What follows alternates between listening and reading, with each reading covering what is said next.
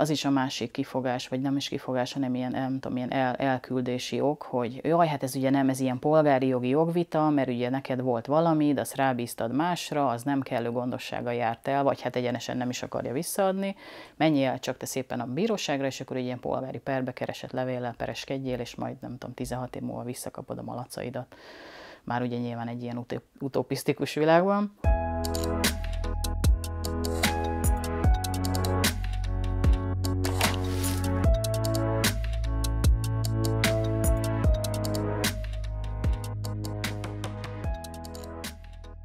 Így ez, hogy mit tegyünk akkor, hogyha ellopták a tengeri malacunkat, ez ugye hogy annyira általános kérdés, hogy erre úgy önmagában nem lehet válaszolni, de ha mondjuk kicsit ugye is specializáljuk, hogy ha valakire rábíztunk egy állatot, akkor egyrészt ugye jó, ha lepapíroztuk, mert előre fölöslegesnek tűnik, meg hülyeségnek, meg időrablásnak, de ha ugye baj van, akkor ugye legalább van egy bizonyíték a kezünkben, hogy mi átadtunk X darab állatot Y-nak,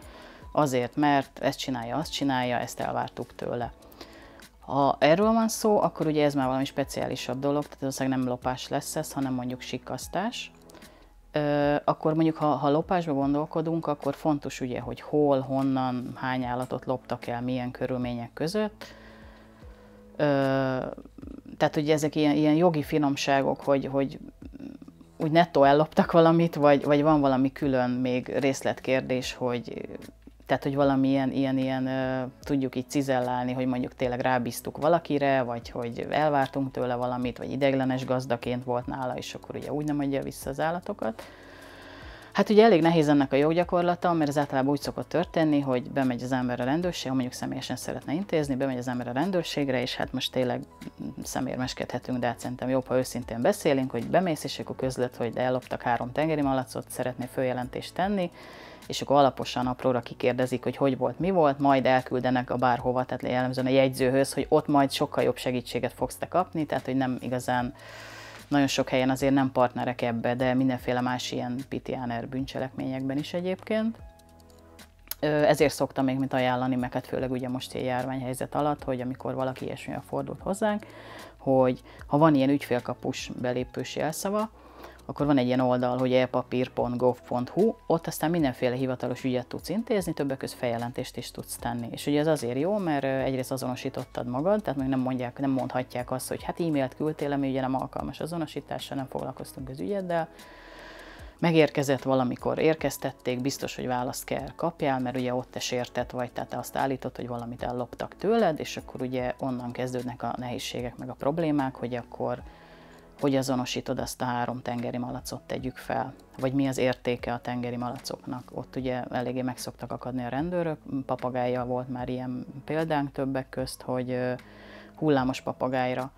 mit tudom én, beütötték a Google-ba, és akkor ugye mondjuk talált 3 igen eltérő árat egyébként, mert talált egy nagyon olcsó helyet, ahol nagyon olcsón árulták a madarakat, meg egy nagyon drága helyet, és akkor ugye megakadt az egész, hogy hát most akkor egy papagájnak mennyi az értéke.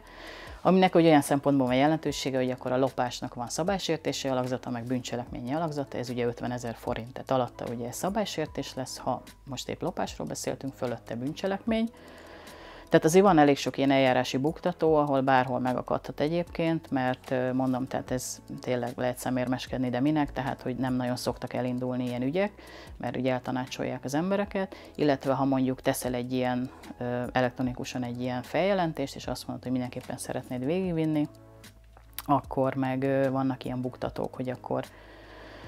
hogy tudod bizonyítani azt, hogy a tiéd volt, hogy akkor milyen állatokról van szó, hogy akkor vannak-e megfelelő, nem tudom, elegendő részletességű,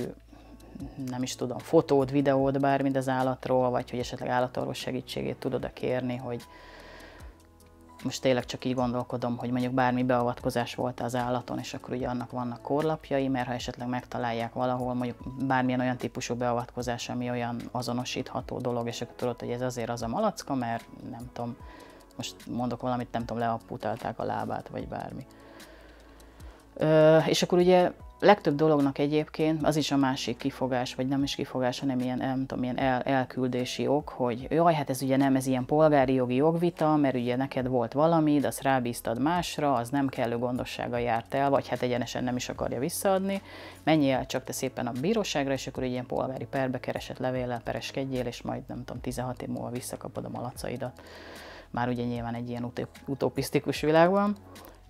Ez annyiból sántít, hogy a legtöbb dolognak így az ember életébe bármi károsodás, vagy sérelem, vagy bármi olyan dolog éri, ami őt így zavarja. Tehát nagyon sok dolgot két szálon lehet indítani, mert nagyon sok dolognak meg tudod mondani azt, hogy azt szeretnéd, hogy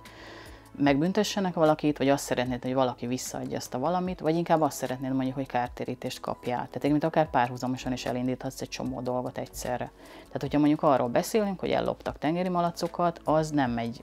jó indok, hogy hát akkor inkább polgári úton pereskedj. Mindenképpen én tennék feljelentést, ha ilyen helyzetbe kerülök. Azt meg eldönteném, hogy, mert nyilván ugye polgári pert mikor hát nem az, hogy érdemes, mikor lehet indítani. Ha tudjuk, hogy ki elindítsuk, oda feltétlen kell egy felperes, alperes. Tehát ugye akkor is meg kéne, hogy előzze egy olyan lépcső, hogy a rendőrség nekünk kiderítette, hogy ki lopta el a malackákat. Tehát ugye ha nem ez az eset van, hogy valakire rábíztuk, és akkor ugye tudjuk a konkrét személyt.